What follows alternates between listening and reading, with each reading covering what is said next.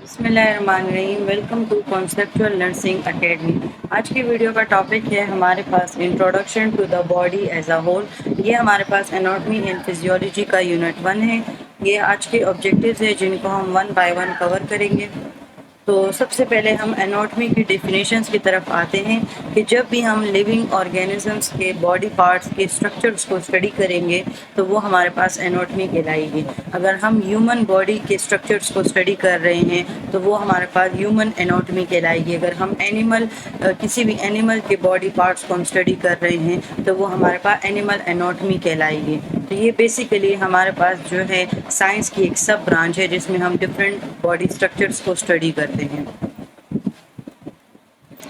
Physiology जो है इसमें अब क्या होगा कि वही डिफरेंट ऑर्गन्स के जब हम फंक्शंस को स्टडी करेंगे और जो उनके डिफरेंट लेवल्स को जो है वो हम स्टडी करेंगे तो वो हमारे पास क्या कहलाएगा, उनकी फिजियोलॉजी कहलाएगी। फिजियोलॉजी बेसिकली इस बारे में स्टडी करती है कि जो हमारे पास सेल्स से जो है टिश्यूज़ और टिश्यूज़ से जो ऑर्गन्स और उनसे जो सिस्टम्स बन रहे हैं तो वो किस तरीके से मिलकर जो है एक ऑर्गेनिज्म को जो है सर्वाइव जो है ऑर्गेनिज्म करवा रहा है। तो ये किस वजह से हो रहा है, ये कैसे हो रहा है फंक्शन, ये सारे जो क्वेश्चन आंसर्स होते हैं तो ये फिजियोलॉजी हमारे लिए कंप्लीट करती है।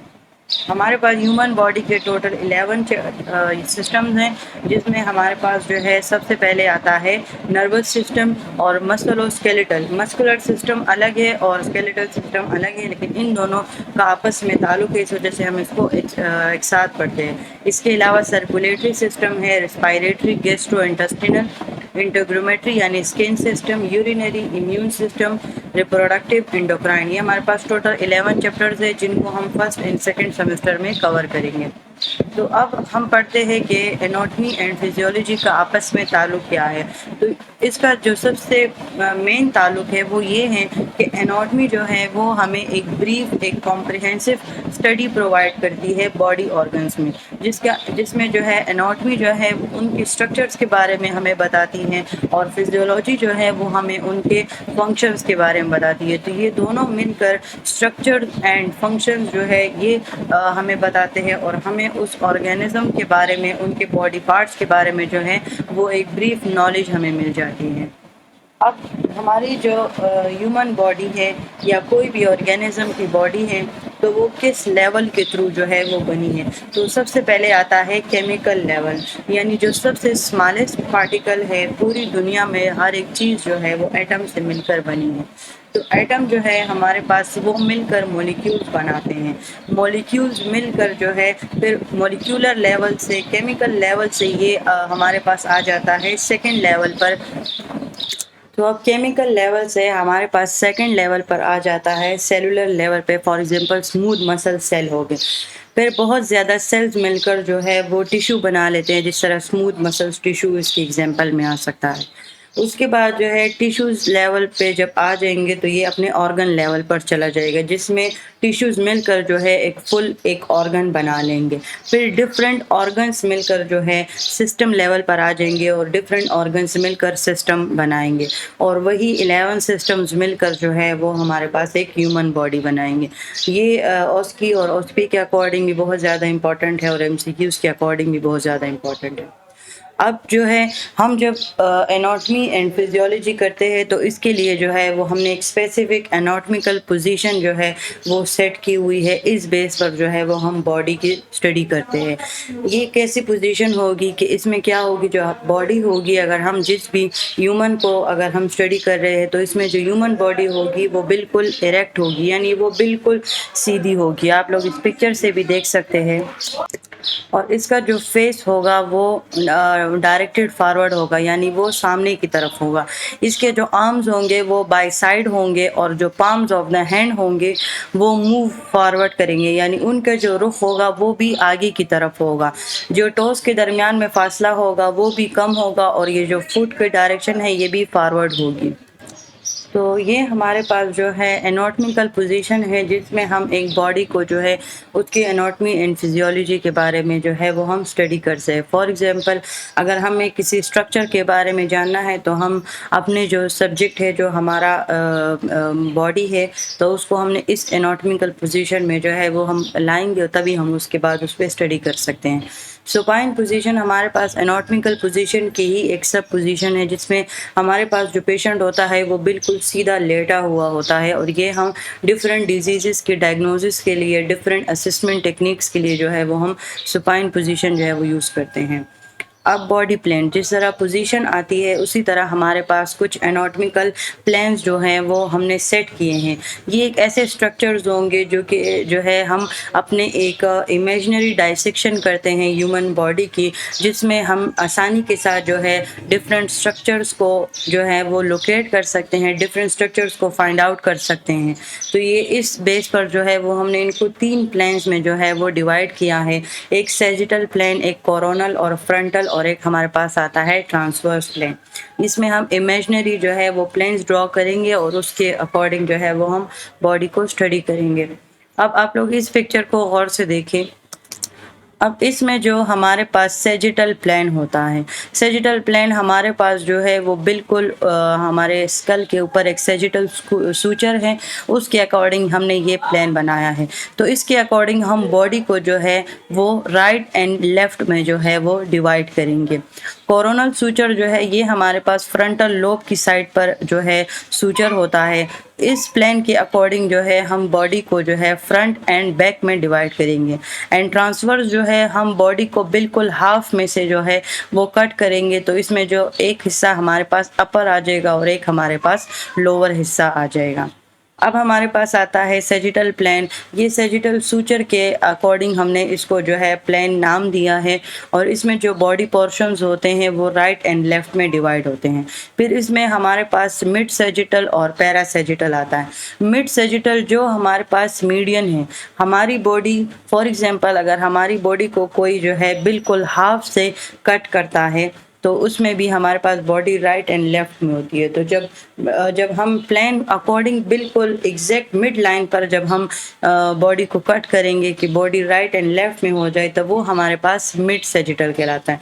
और अगर थोड़ी बहुत मीडियम से जो है वो हम थोड़ा सा हट के अगर प्लान को जो है बॉडी को कट करते हैं, इमेजिनरी प्लान बनाते हैं, तो ये हमारे पास फिर पैरासैजिटल प्लान कहलाता है। अब कोरोनल सूचर के अकॉर्डिंग जो हमने कोरोनल प्लान सेट किया है, इसको हम कोरोनल और फ्रंटल, इसको हम दोनों बोलते हैं।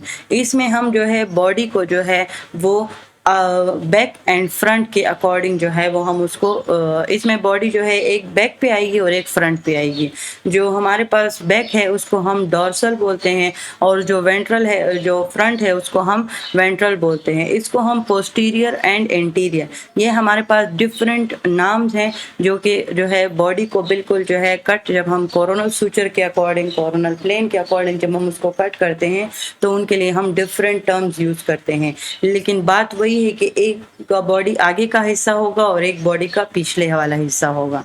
अब ट्रांसवर्स प्लेन, जब हम बॉडी को बिल्कुल पेट की साइड से जो है वो कट करते हैं, एक्सल प्लेन पे हम उनको कट करते हैं, तो इसमें जो बॉडी होगी वो एक क्रेनियल और कोडल में डिवाइड होगी, यानी ये अपर और लोअर। इसको हम हेड एंड टेल प्लेन भी बोलते हैं, क्योंकि एक इसमें हेड आ जाता है और एक इसमें हमारे पास टेल आ जाता है। अब हम डिफरेंट कैविटीज़ की बात कर लेते हैं। जो हमारे पास कोरोनल प्लेन के अकॉर्डिंग जब हमने बॉडी को डॉर्सल और वेंट्रल जो है नाम दिया था, उसी के अकॉर्डिंग जो है वो हमने कैविटीज़ को भी डिवीजन इसी बेस पर किया है, पोस्टीरियर और इंटीरियर कैविटीज़ के अकॉर्डिंग। तो जो हमारे पास वेंट्रल कैविटीज़ है, यानी जो हमारे पास आगे की कैविटीज़ हैं, तो उनमें हमारे पास जो है वो 2 कैविटीज़ आती हैं। एक हमारे पास थोरैसिक आता है, जिसमें हमारा सारा रिब केज, सारे जो इंटरकोस्टल मसल्स हैं वो सारे थोरैसिक केज में पड़े हुए हैं। और सेकंड कैविटी बेसिकली जो है एक खाली जगह को बोलते हैं कि जिसमें हम डिफरेंट चीज़ें जो है वो रख सकते हैं। तो जब हम बॉडी कैविटी की बात करते हैं, तो ये वो कैविटीज़ होती हैं जिन्होंने जो है अपने अंदर जो है वो बहुत से ऑर्गन्स को, बहुत से मसल्स को इन्होंने जो है वो अपने अंदर रखा होता है, उनकी हिफाजत करते हैं। तो थोरैसिक में जो है सारा अपर बॉडी पोर्शन आ जाएगा। एब्डोमिनो पेल्विक, अब इसमें सारा एब्डोमिन के सारे जितने ऑर्गन्स हैं, स्ट्रक्चर्स हैं, और जो पेल्विक कैविटी के जितने भी ऑर्गन्स हैं वो इन सब में आएंगे। फिर हम आगे इनकी मज़ीद सब डिविजन्स पढ़ते हैं, लेकिन बड़ी सतह पर जो पोस्टीरियर और इंटीरियर कैविटीज़ हैं, तो उनमें जो इंटीरियर है यानी जो वेंट्रल कैविटी है उसमें दो आती हैं, थोरैसिक एंड एब्डोमिनोपेल्विक। डोर्सल कैविटी में हमारे पास क्रेनियल और स्पाइनल, क्रेनियल जो है वो हेड का होगा और स्पाइनल कैविटी जितनी भी हमारे पास कमर का हिस्सा है यानी जितने भी हमारे पास वर्टिब्रल कॉलम है तो वो सारे जो है स्पाइनल कैविटीज़ के अंदर आएंगे। अब वेंट्रल बॉडी, जिस तरह हमने पहले बात की कि थोरैसिक कैविटी में जो है रिब केज आएगा और उनमें हमारे पास डेलिकेट ऑर्गन्स पड़े हुए हैं, जिस तरह के लंग्स हैं और हार्ट है, तो ये जो है इसके अंदर बंद है, तो ये इस वजह से इसको कोई नुकसान नहीं पहुंचा सकता। अब एब्डोमिनोपेल्विक ये अपने अंदर ही जो है दो चीज़ों को शो करती है। एक इसमें एब्डोमिनल कैविटी आएगी जिसमें हमारे पास जो है रिब केज भी आएगा, पेल्विस भी आएगा, इसमें हमारे पास जितने डेलिकेट ऑर्गन्स हैं, kidneys, ureters, stomach, intestine, liver, gall bladder, ये सारे जो डेलिकेट ऑर्गन्स हैं तो ये एब्डोमिनल कैविटी में है। इसके साथ साथ इसके पेल्विक कैविटी भी आती है, तो अब जितने पेल्विस के जितने भी ऑर्गन्स है, चाहे ब्लैडर है, एनस है, रिप्रोडक्टिव सिस्टम है, मेल है, फीमेल है, तो ये जो है क्या है अपने पेल्विक कैविटी में पड़े हुए हैं।